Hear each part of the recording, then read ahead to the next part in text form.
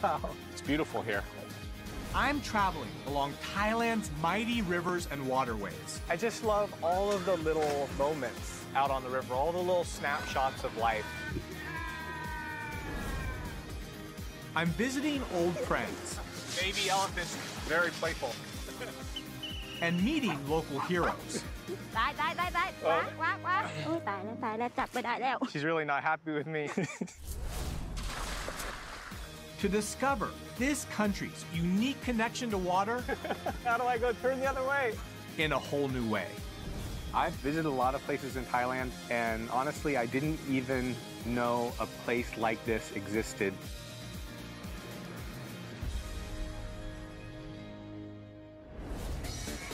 I'm starting my trip at the perfect time. I'm in the middle of the world's largest water festival on Khao San Road in Bangkok. Songkran, as it's known, marks the start of the Thai New Year and of the rainy season. For 3 days every April, the entire country shuts down to engage in a nationwide water fight. And it's a great mix of people. Young Thai people, tourists from all over the world.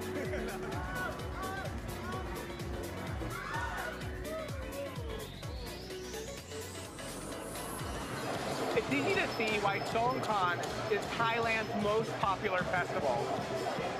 I want to go and check out the more traditional side of Songkran to get a better sense of the importance of water to people here in Thailand.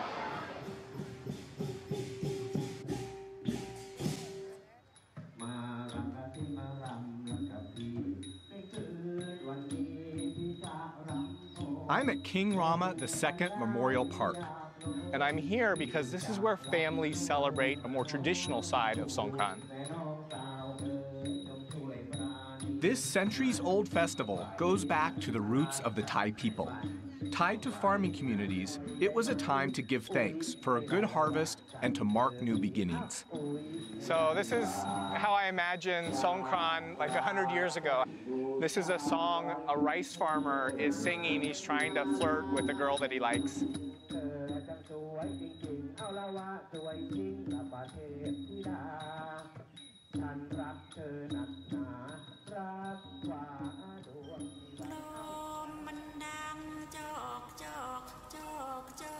This is the original way of celebrating the Thai New Year, where water is used as a symbol for both cleansing and renewal.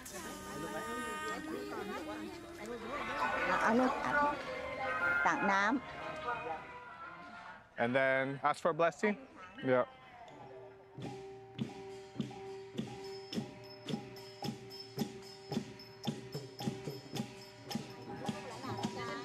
Water is also used to honor one's elders and get their blessings in return.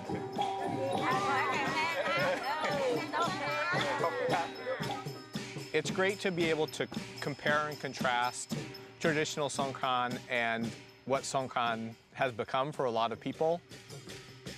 That's the way Thailand is. In Thailand, you get this great mix of tradition and contemporary ways of celebrating. And it's all connected to water, the essence of life. I first came to Thailand in the 1990s to study freshwater fish. I spent a lot of time on rivers, traveling up and down rivers, and it was clear to me how connected people here are to rivers and water. And that's why I've come back. I'm going to travel Thailand's two major waterways, starting south at the Chao Phraya River and then north to the mighty Mekong, before I end my journey back at the source and the heart of Thailand's Central Plains. I want to understand what rivers mean to Thai people and how they have influence and are still influencing people's day-to-day lives. And the first place to start is the capital. Like any big city, Bangkok has its share of roads, traffic, street lights, and skyscrapers. But believe it or not, in the beginning, Bangkok's highways weren't made of concrete, they were made of water. I'm in one of the principal canals that runs through Bangkok with travel writer Steve Van Beek. No place better encapsulates how much Thai culture is bound to water than here.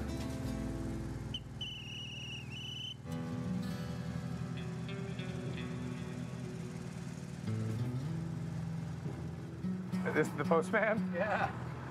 Sawadee krap. Can I send a postcard? Yes. Yeah. So just like a normal postman, he has his bag of mail and does a couple miles on the river every day. My friend doesn't live on the river. Is it okay? Yeah. Khop khun krap.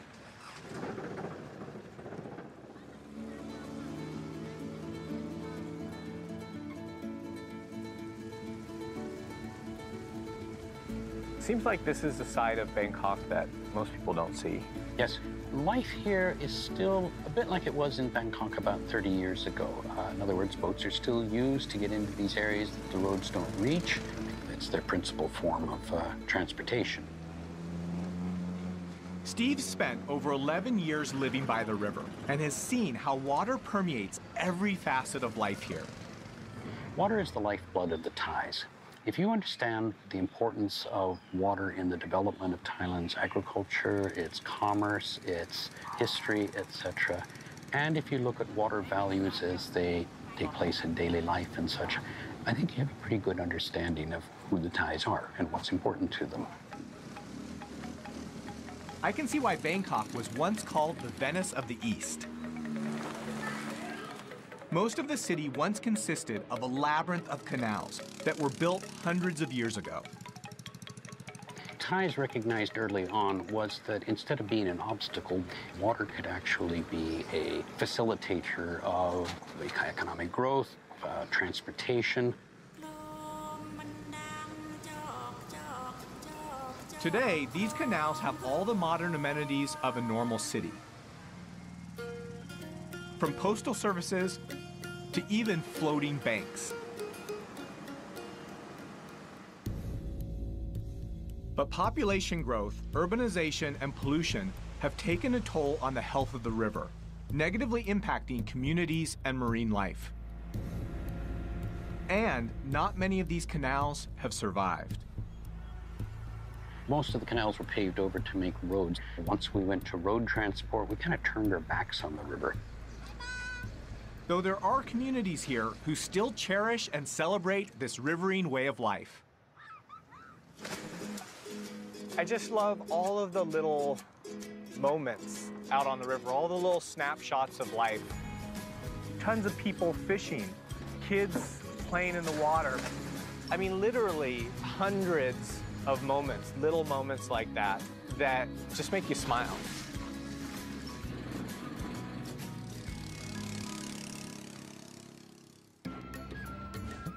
Thailand's waterways aren't just a conduit for transport and trade.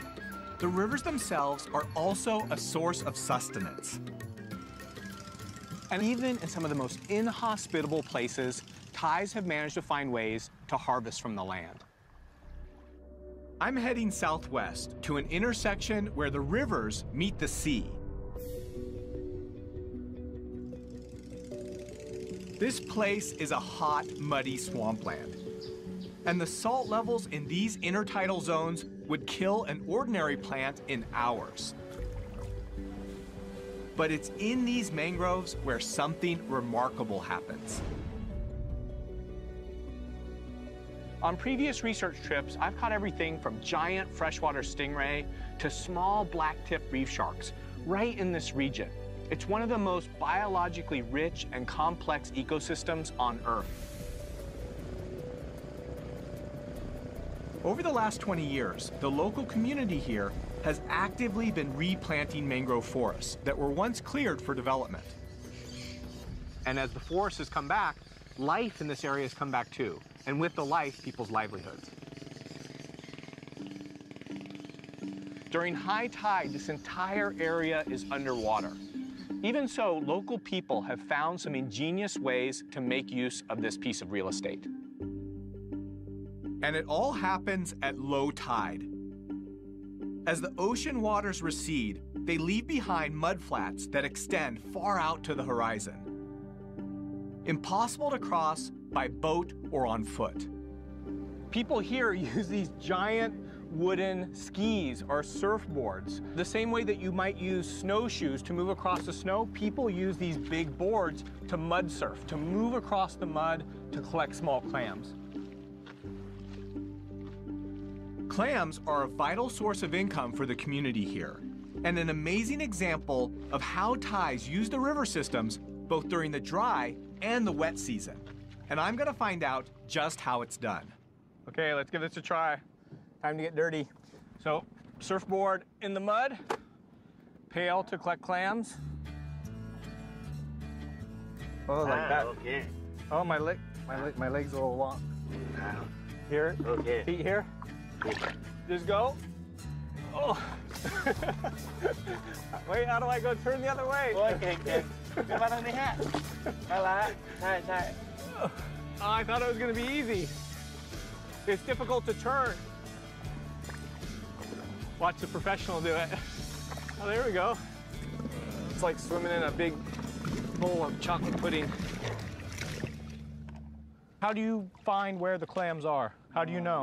เขาจะมีรูอ่ะมันจะมีหอยมันจะรูแล้วเราจะมองเห็นได้แบบนี้ So I'm just looking for holes, and then where there's a hole, feel down.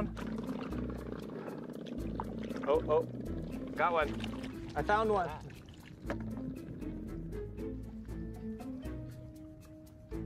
Ah! Reaching down in the hole, more often than not, I didn't get a clam, I got a crab.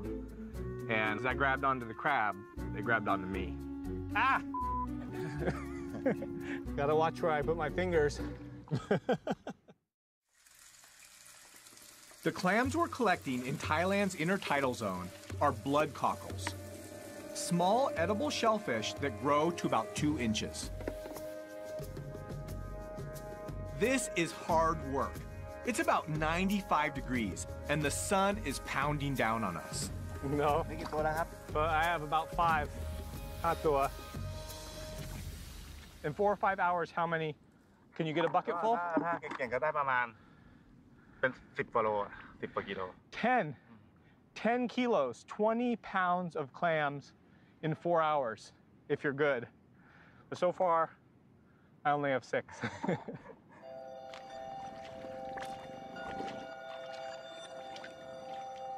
You look at this area, it seems so inhospitable. Just thick, thick mud. And to think that people make a living out here collecting 20 pounds of clams on one low tide, that's pretty impressive. The tide is coming in, so we head back to shore to wash and count our catch.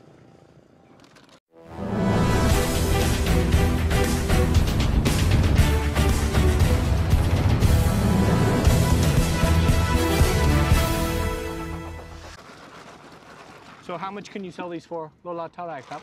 100 baht. 100 baht. So about 100 baht, so about $3 for 1 kilo. I've only collected half that, $1.50 on the market. But now that my work's done, it's time to cool off. This whole location has become a destination for ecotourists.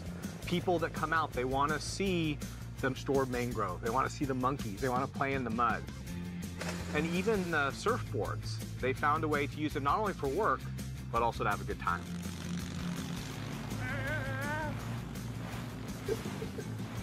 After hearing what's happened out here, it's a real success story. Families moving from cities back out here to start ecotourism businesses. Just goes to show me how resilient these mangrove ecosystems can be if given half a chance.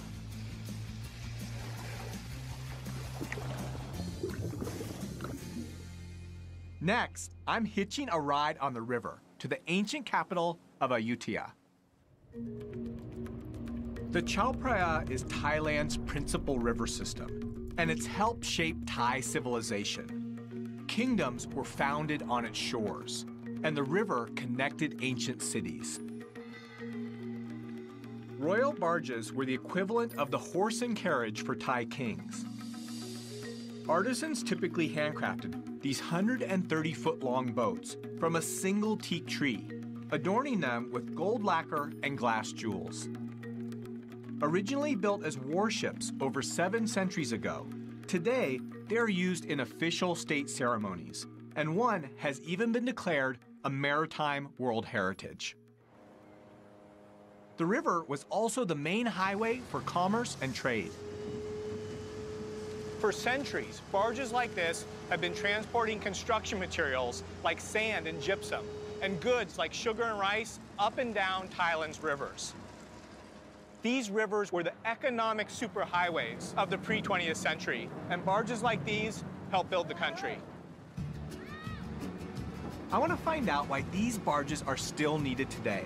So I figured the best way is to jump on board one. First thing I saw when I get on the barge is a dog.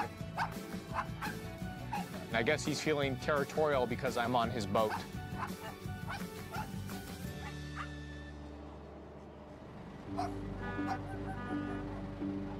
Now that we're all loaded up, we have a long, slow journey ahead of us.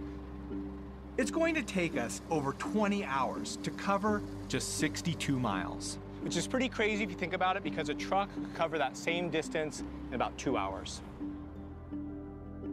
We're heading toward the city of Ayutthaya. Only 100 years ago, this river was filled with thousands of barges. Nowadays, as roads become the more popular method of transportation, the barges are dying out. I wanted to ask steersman Pramod what kinds of goods he carries and why. And so people still use the river like they did before. I guess it makes sense. You can move more goods more cheaply if you're not in a rush. Pramod lets me have a go at the wheel, but not before a crash course in towing 3 92-foot-long barges carrying over 1,000 tons of soil. What happens if I need to stop the barges? If I turn the wrong way, I have to stop the barges. How do I stop them? He says no brake. So you imagine all of that weight, all of the inertia. It's impossible to stop. So go slow, just drive slow, be patient.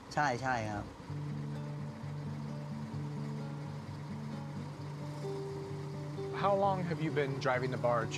ก็นาน30 ปีได้แล้วพ่อแม่ขับเรือปู่ก็เคยอยู่เรือแปลซุงที่จังหวัดน่านล่องมาเมื่อก่อนไม่มีเครื่องนะ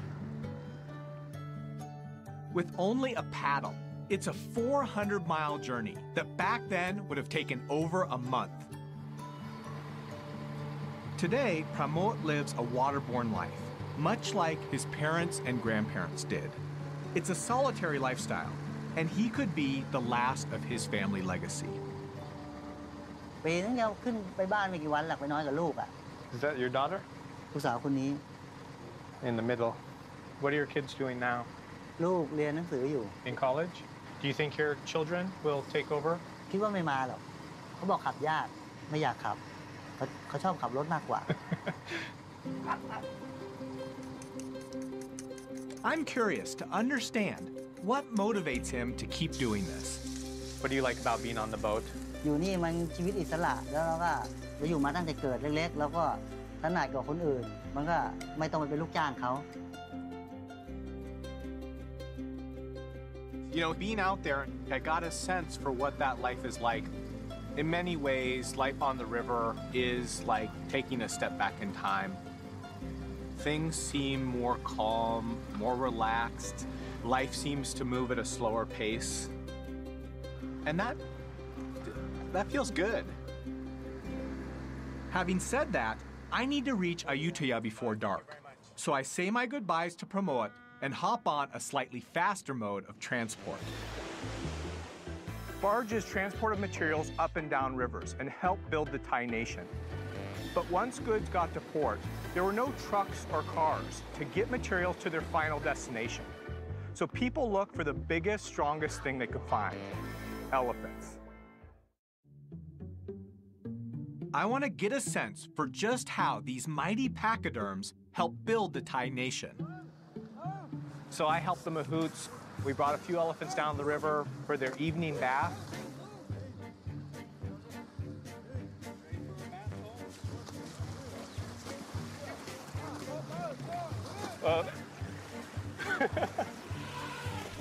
Elephants, they're just these massive, intelligent animals.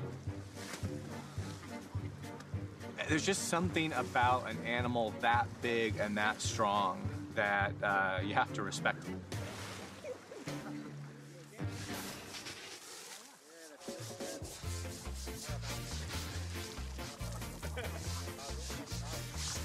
Changi, are you Tarai? Baby elephants, just like young humans. Very playful. Love the water. Even though we might criticize it now, I can see how these elephants were essential to moving heavy goods. Nothing else in their day could beat them. In northern Thailand, the logs would be cut and elephants would carry them down to the river. The logs would be floated all the way down to Bangkok, a journey that could take up to 5 years. When Thailand banned logging in the late 1980s, the elephants and their mahouts were left without a source of income. And there was a problem until recently in Thailand. The mahouts would take elephants into big cities and keep them up long hours, a lot of times all night, to beg for food from tourists. So the camp that I visited rescued elephants from unhealthy situations and provided them with the food and the care that they need to keep them healthy. Considering there aren't a lot of other alternatives, it's one solution.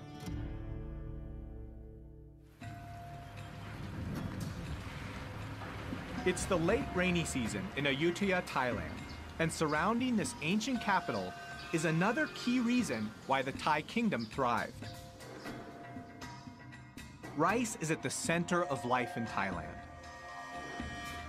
This ancient grain has shaped the history, the culture, and the economy of this country. I'm heading out to the central floodplains to find out how these rice fields provide a seasonal bounty. All of this fertile land around me is part of the Chao Phraya River Basin. And these fields produce enough to feed almost half the Thai population. But it's not just rice you can find in these fields. I met a woman named Mali who offered to show me how to catch fish out of rice fields. Yeah, sounds crazy. Fish in fields. The first step was to catch small frogs. No. Got it, I got it. We were running through the mud, looking for small frogs. There were little frogs in the mud on the edge of the water, and Molly was just yelling at me, but it was harder than it looked. They're so sneaky, aren't they, Molly? Molly's teaching me how to catch bait, the bait that she uses for snakeheads, and this is one of the snakehead's favorite prey. But she's really not happy with me. Only one. How many frogs do we need for bait? We have 5. She said that we need at least 20. Says I'm not good way. Oh.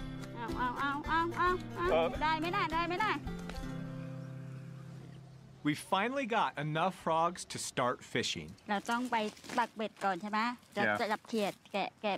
It's very simple, just a small piece of bamboo, a string, and a hook. And Mali makes these herself at home. Sorry, buddy.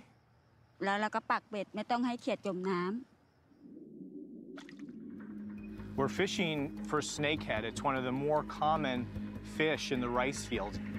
It'll sneak up, it'll sense the movement of the prey of these frogs on the surface of the water, and to ambush predators. So it'll sense the movement and then strike. Mali, the snakeheads, aroy mai? Aroy. The whole process is just so simple. Molly is someone, she doesn't have a lot of resources, and yet she's come up with a way to get the food that she needs, both for her family and to sell, from very simple instruments.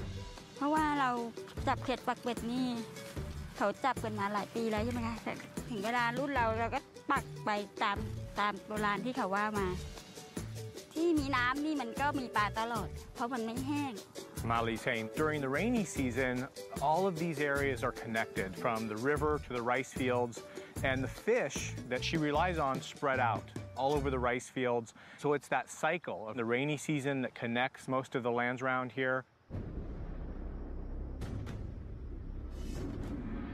And it looks like we finally got a bite. It's amazing to me that we've just hooked a fish in the middle of a rice field in Thailand. ดึงขึ้นมาเลยดึงขึ้นมาดึงขึ้นมา Oh, big one. There we go. So look at that. So a striped snakehead. This is one of the most common rice field fish, and this one's over a foot long. Molly says that in a night, she can catch 10, or in a good night, even 20 of these striped snakeheads. Good catch. It's a good one.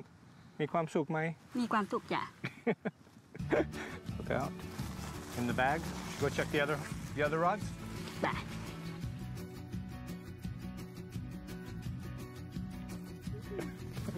You know, think of all the things that she's getting from the water. She's getting fish, the rice, frogs, snails, crabs, shrimp, all supplied to her from the small bit of land that she has and from the river and the water.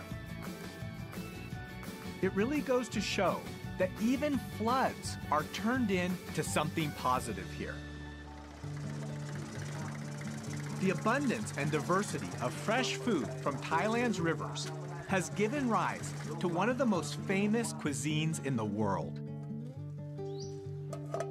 I've asked local resident Rapi Udomrat to show me how some of these wetland ingredients are used by her family. It looks like we have some typical ingredients for Thai food: garlic, shrimp paste, and pepper.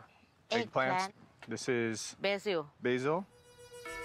We use a lot of chili. Oh.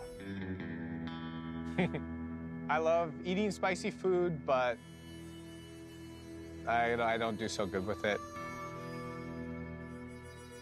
So, okay, show me what to do. First, you start with pepper, Pepper. chili, Kaffir lime. kaffir lime. Yeah. Smells like Thai food. Yes. Smells good. Are these all the ingredients that you can grow in your garden? Yes. We have a little garden in almost every house. We can find in the backyard.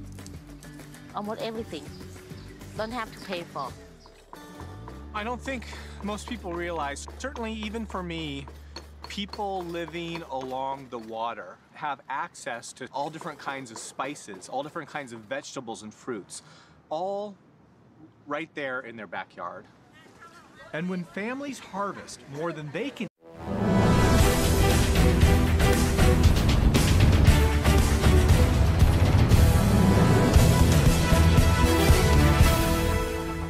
the river itself provides the space to sell it. When we almost finish, we feel sticky. Yeah, it feels sticky now. You like to try it? Sure. Oh. Is it spicy? A bit. For Thai. ฝรั่ง I don't know. Wow. Yeah, spicy.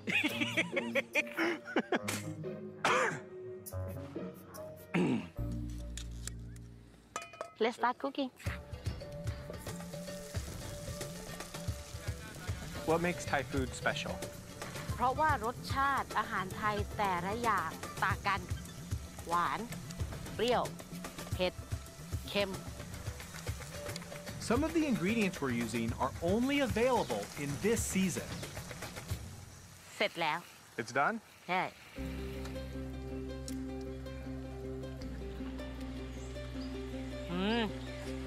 Very good, yeah. We're heading out to have our meal on a boat with Rapi's aunt. I want to find out how families here utilize this seasonal bounty. Some curry. Thank you. Were there a lot of fish in the river back then? ปลาเยอะมาก พอน้ำขึ้นมาก็จะมีปลาเล็กๆเราก็จะสามารถจับปลาด้วยมือเปล่ากุ้งแม่น้ำด้วยทานจนเบื่อ She has some great stories about what it was like living on the river when she was younger. There were so many fish and crabs and shrimp that they would get tired of catching them. Too many to eat. There's some simple ingenuity to life here. People harnessing the river, channeling the rice fields, learning how to get food from around their house from the water. It's something that people in cities nowadays, we just don't get to experience. We get most of our food from supermarkets. I would love to live in Thailand. I love the idea of having a place in Thailand on a river somewhere, growing my own fruit and vegetables, raising my own fish or catching my own fish. I'd love to do that someday. It's November and the start of the dry season in Thailand. As the water levels in the river drop, it becomes much harder for people here to make a living planting rice or catching fish. But even as the river recedes, it gives birth to new ways of harvesting from the land. My journey continues on Thailand's other mighty river that planted the seeds of Thai civilization over 4,000 years ago.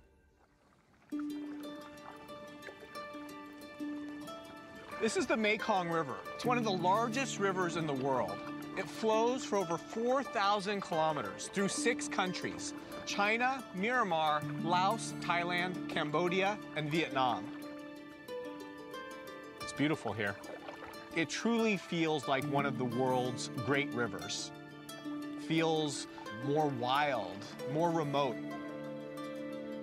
One of the reasons why the Mekong River is special is the way the river changes from season to season.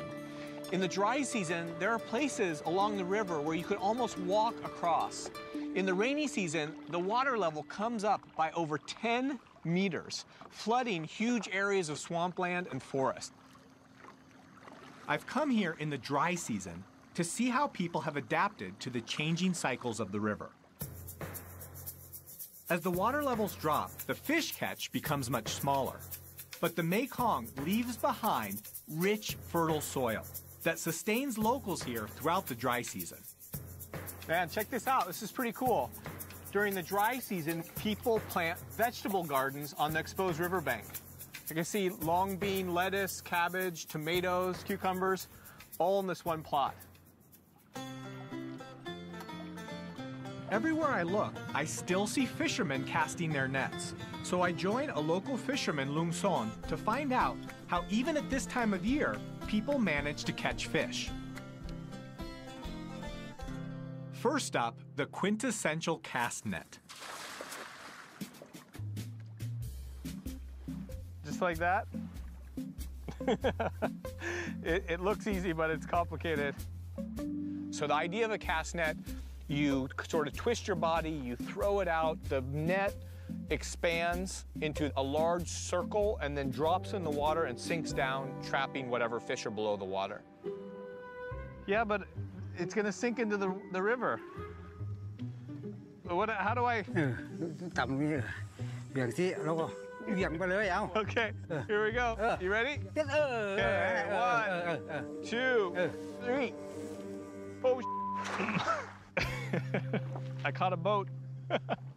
หาอยู่ที่ดีอย่างได้เนี่ยเก่งเลยยอด Lung Son tells me that because the catch is smaller in the dry season, fishermen will hedge their bets and set up a whole bunch of different traps. This is a funnel-shaped trap made with bamboo, and there are some strings inside the trap. When a fish swims into the trap, it rubs up against the string, tripping the trap door and trapping the fish inside. We set the trap to check back on later. Next, Lun Son and I retrieve the gill net he set last night. We'll just move along the net from one end to the other, lifting it up and feeling for fish. I don't feel anything yet. Feel something? Oh, here's a fish. Nice. Check it out. Look at this. Decent sized fish. Oh. Got one. Yeah, you happy? This is good size. Probably 1 kilo, about 2 pounds, 2 or 3 pounds. ใหญ่ไหมปลานี่ใหญ่ไหม ใหญ่ดิ Yeah, so this is big. This is big for him. Our final stop is back at our fish trap. Let's see what we got. โอ้ยตัวเล็กๆตัวใหญ่ไม่ได้นะได้ปลาตัวหนึ่งตัวเล็กตัว One ไม่ใหญ่ fish. One small guy. ถ้าได้มาตัวเล็กนี่ก็คำปลาร้า Oh, โอ้ so you make fermented fish? So this kind of fish he uses to make a local delicacy around here, fermented fish or fermented fish paste. Lucky me, Lung Son brought along a sample. So this is a jar of fermented fish. This fish here, once it's salted and spiced, it could sit for as long as a year. หอมกินปลาร้าเป็นไหม ช้อนตักดูดิชิมดูดีผมจะชิมให้ดูนะโอ้อร่อยยอดจะชิมหน่อยเนี่ยชิมหน่อยเร็วๆเนี่ยเค็มไหม มันก็เค็มไม่เกลือ It's a full-bodied taste. It's really salty. มันถ้ามันไม่นานมันก็ไม่เป็นใช่ไหมมันก็คาวเหม็นคาวต้องให้นาน So he's saying that the longer it sits, the better it tastes. So you think about a cheese or a fine wine, and the longer it sits, the more full-bodied it gets. อยากมาอยู่เมืองเชียงคานไหมถ้าอยากอยู่ใช้ชีวิตสบายอยากกินหน่อไม้ก็ขึ้นภูนู่นอยากกินปลาก็ลงโขงแบบสบายแบบพอเพียงแบบว่าพออยู่พอกินแล้วก็พอ It's fascinating to see, at any moment, whether it's the wet or the dry season, people here have learned to make the best of a situation. The Mekong River is the rice bowl of Asia, and I really get the sense that people eat, pray, love, and live with the ebb and flow of the Mekong River.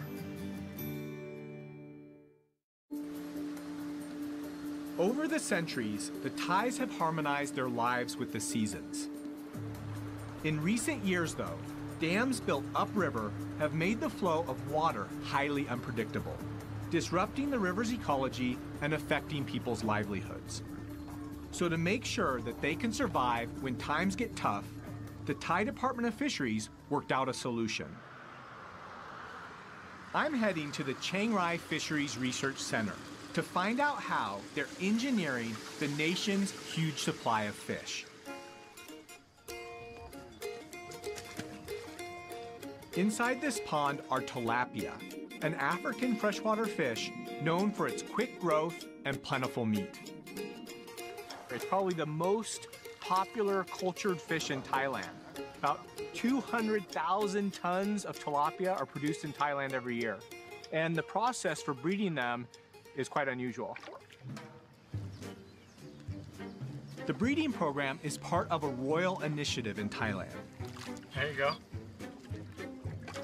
Tilapia is an easy aquaculture fish, but to maximize their yield, researchers use an extraordinary trick to rear them. Wow.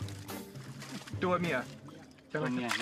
Oh, wow. The female fish, their mouths is filled with eggs. So these fish actually keep the fertilized eggs in their mouth. This is a process that I've never seen before. And so what we're doing is we're removing these young fish from the mouth of the adults as part of the breeding process. So how do we get the eggs out of the mouth? Oh, wow, that's crazy. So just shaking the eggs out of the fish's mouth. Oh, here. Oh, wow. Yeah. I mean, 200 or 300 young fish in one adult's mouth.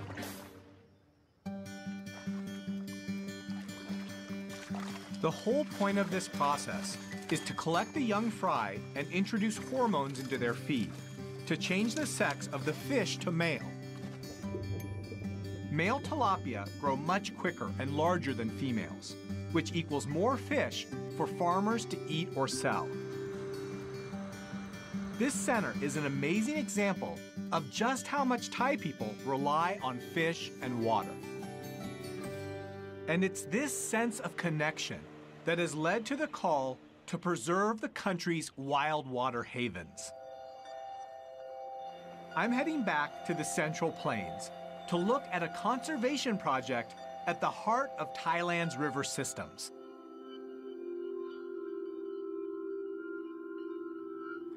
Right now I'm out on a huge expanse of water. It's a big lake that's part of Thailand's largest wetland. It's called Bung Boraphet. And it's close to where 4 of Thailand's rivers come together to form the Chao Phraya. And historically, this is a location that was used for hunting and fishing, but more recently, it's been protected as a national park. I'm here with Som Sak Tong Hun from the Fisheries Department to find out more about why this place is so important.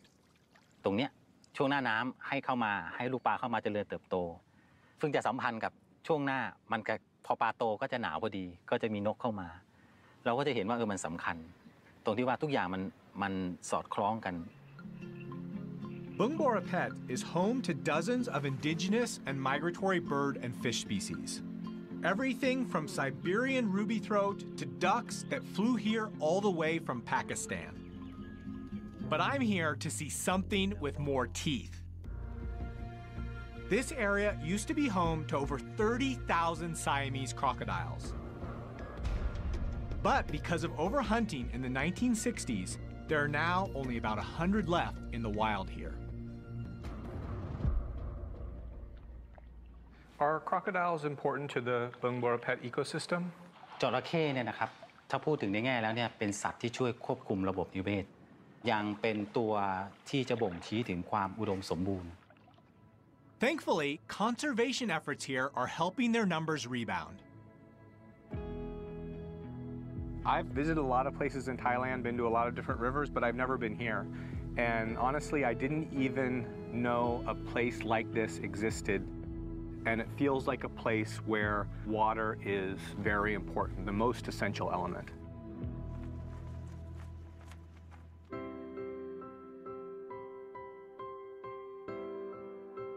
You know, as I travel up and down the river, I feel like each stretch of river captures a different moment in time.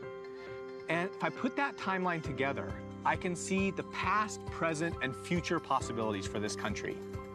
And I've learned the vital role that water and rivers play in the Thai economy, in Thai culture, and religion.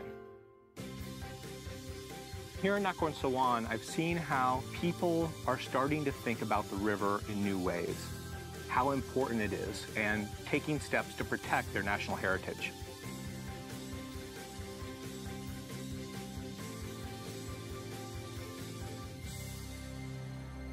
There's one last thing I've got to do before I end my journey in